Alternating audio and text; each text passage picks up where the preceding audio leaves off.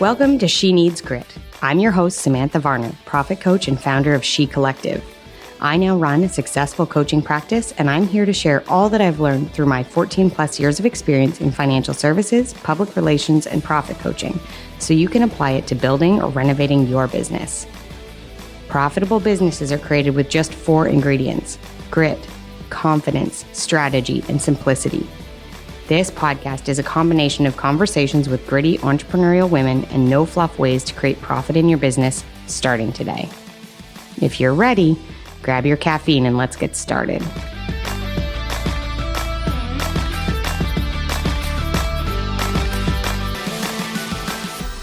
Hey, it's Samantha Varner, and I am here to have a conversation with you today all about confidence in your business. I know that this is one of what I consider to be the 4 ingredients necessary for being a profit maker as an entrepreneur. And I also know that it is the number one thing that clients come to me and say, I'm just not quite sure. I don't know if I am confident enough. I don't know how to build my confidence. I don't know whether or not I come across as confident when I'm trying to find clients or on sales calls. And all of those things are super critical. And I think the thing that you might be surprised to hear is that confidence, in my opinion, is something that actually comes long before there's proof. I think we have it wrong. I think we look for, I am confident when I walk in a room. I'm confident because I have 10 clients. I'm confident because I've made $60,000 in my business this year. All of those things are actually not the reasons you're confident. We think it is. We think it's like we need a tangible proof that therefore we can be confident because we've accomplished something. And I want to really clear up this thought in your head today so that you can start to realize that confidence comes first. So those of you that are in your business and you're at the beginning and you don't have any of those pieces of proof yet, that's where confidence starts. Confidence starts in, I think this is probably pretty universal, but when entrepreneurs decide to go on their own, they decide to take that plunge and not go back to that 9-to-5 job. In that moment, you are so confident. You are so sure that looking at the 9-to-5 job that you have, that you can do better. Now, it might not be the same business, but a lot of times it is. A lot of times we're sitting in a job and thinking, I can do this better than my boss can. I have a better comprehension of what this looks like. My skills are being wasted in this role, and I could definitely set up a business that would be structured better. Somehow, there's something that happens for entrepreneurs. You leave that business and you are full of hope and dreams and confidence and belief in yourself, and you open up the doors to your business. Now, for a lot of us, that is, you open up your laptop at home on your kitchen table, and you start deciding on things like a name and a logo and all that sort of thing. And then you realize you need clients in order to be a business. And somehow, right in that moment, that transition period between I left my job because I'm a badass and I can do this better than they can, and flipping open your laptop on your kitchen table, it's as if we lose the ability to believe in ourselves. Clients come to me and have felt like they lose their skill. And that's not true. It was Friday when you quit your job, and now it's, say, the next Friday. You gave yourself a week off. It's the next Friday, and you're starting your own business, doing the thing that you've been doing in your job for however many years you've been doing it. You haven't lost your knowledge or your skills or your expertise.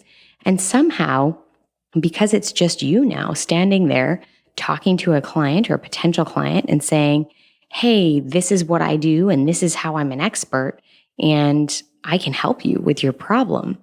There is some sort of thing that makes it harder to say that when they would be your first client. There's hesitation there. Do you guys know what I'm talking about? Do you remember feeling that way where you were so capable just mere moments ago in a job where you had somehow the backing and the company behind you was a major factor in whether or not you were capable of doing your job, to your shop is open and all of a sudden you start questioning whether or not you're capable. I don't know why that happens. Human nature, I would imagine, because it's certainly a universal statement that I get from my clients. And one of the first things that we have to work on is deep-seated belief in the fact that you are a badass and you are 100% capable of doing the job that you set out to do. You don't have to know everything. You don't have to have had 50 clients to be able to service the first client you have. You just need to know what the next thing is that you're supposed to do. That's it. I know it feels harder than that. And I know that we get all up in our head about there's no evidence I can do this yet. There's no evidence that I can land a client. There's no evidence that I can be successful for a client. There's no evidence that the results are actually going to be generated now that I'm on my own. What if I screw it up? What if I mess it up? I know that these are thoughts that you have as entrepreneurs. And I also know that those thoughts cause us to be absolutely incapable of moving forward. So today we're going to talk about some of the ways that you can build your confidence up long before you have clients, long before you have as many clients as you want, because maybe you have a couple, but you know that you want to have a full roster of 30 clients and you're not quite there yet. Let's talk about what is the big gap that's in your way between where you are right now and where you want to be. The first thing that I encourage people to do to build the confidence up is really sit down with yourself and write out a list of all the things that you are exceptional at, the skills, the talents, the things that you have achieved already. It can be in your personal life, it can be in your business life, but I want you to think through all of the times where you created something from nothing, where you sold somebody something, where you convinced someone that you were exceptional at something. And I'm talking like go way back to those memories you have as a kid, to those memories you have as a young woman, to those conversations where you convinced your husband to buy that thing and it took a lot of effort and you had to really think about how you were going to talk him into it. Okay, all of that is selling. All of that is when you were in your most confident. And you were in your most confident because you were 100% sure of the thing that you were going after. So write a list. Make it exhaustive. Write and write and write about all those times.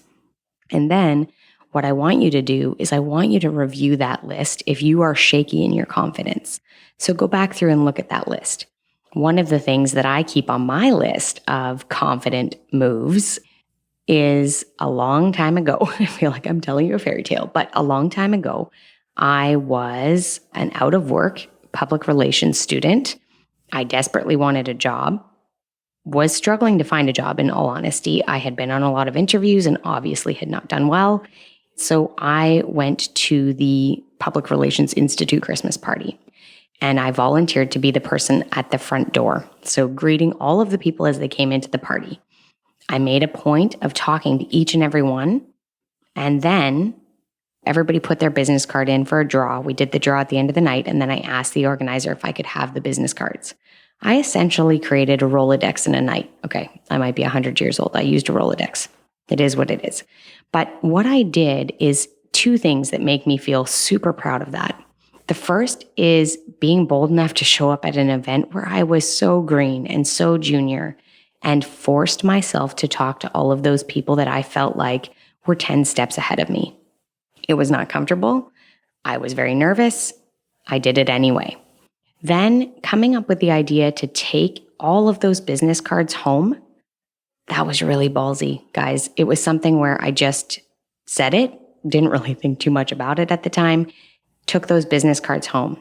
And then the third thing that I did that built confidence in myself and that I look back on with such pride is the fact that I reached out to every single person in that business card bowl, every single one of them. And I said, I was so glad to meet you the other night at the Christmas party. I would love an opportunity to talk to you about what is happening in the industry and how I might be able to get a job. I am looking for a job and I would love whatever connections or advice you could give me, or if you know of any openings.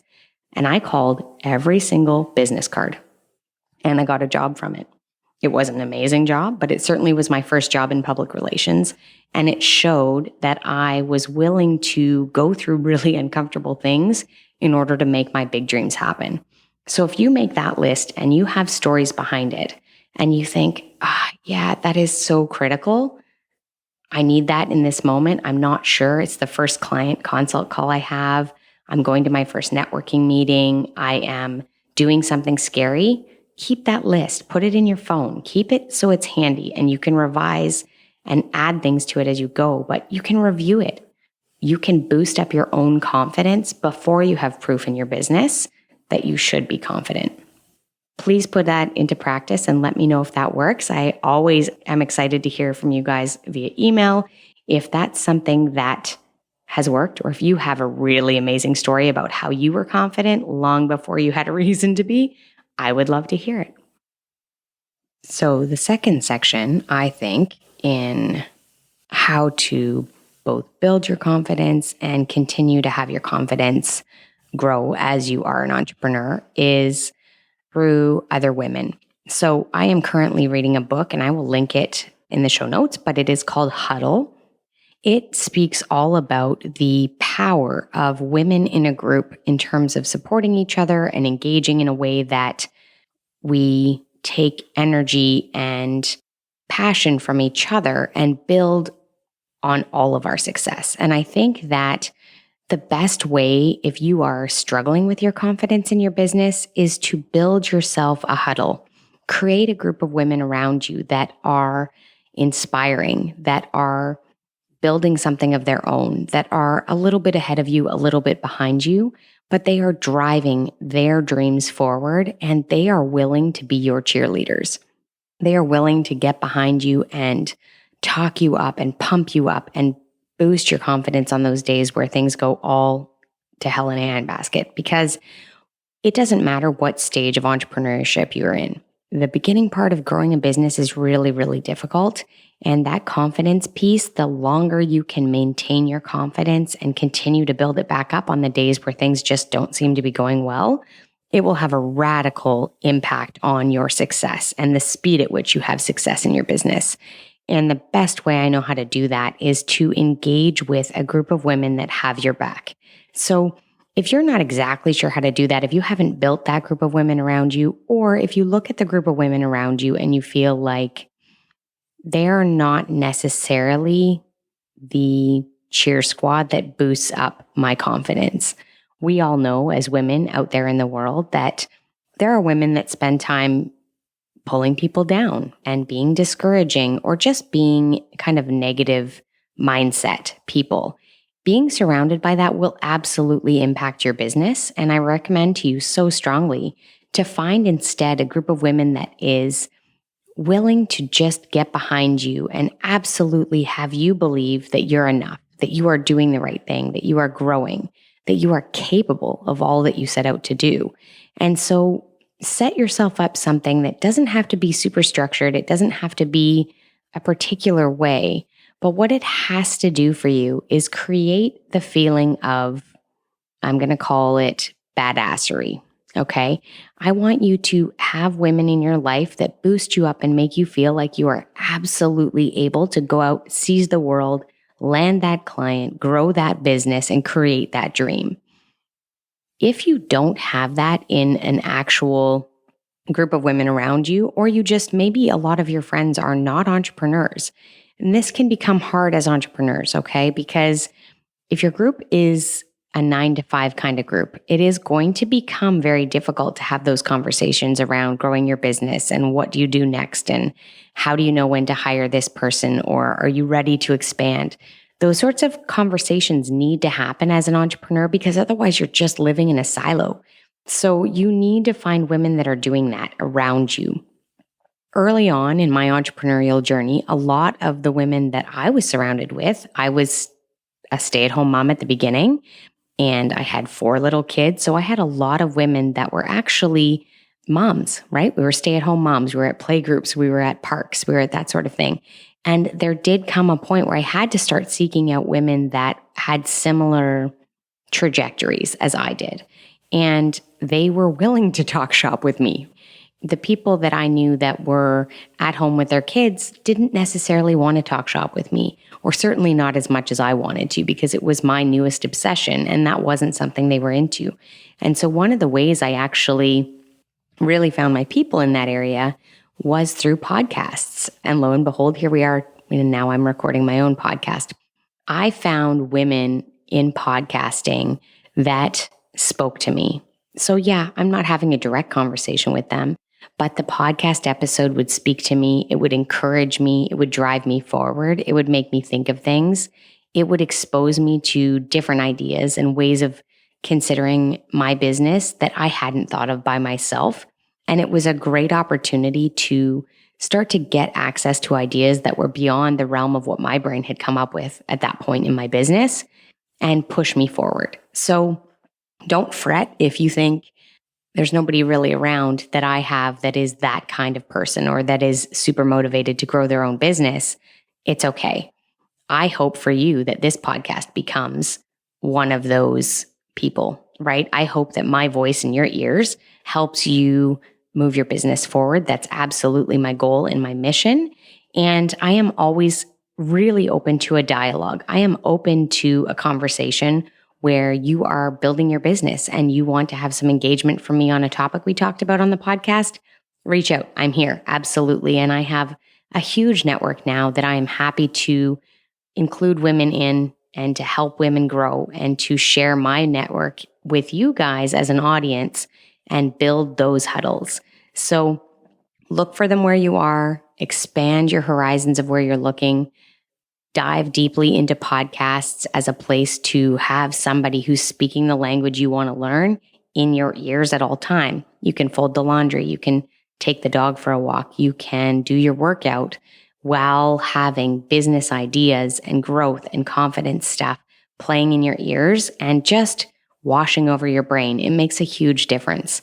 So hopefully between writing your list of all of the places and the times that you've been amazing, that you have reason to believe deeply that you are a confident person, keep that list handy, keep that list close and review it as you need because entrepreneurial journeys are hard, guys. And it's, I think, supposed to be hard. I don't think there's anybody out there that's doing this that thinks, oh, this is blissful all the time. No, we are all struggling some days to get things to work the way we want to have it grow the way that we want to just learn the next stage of where we're going.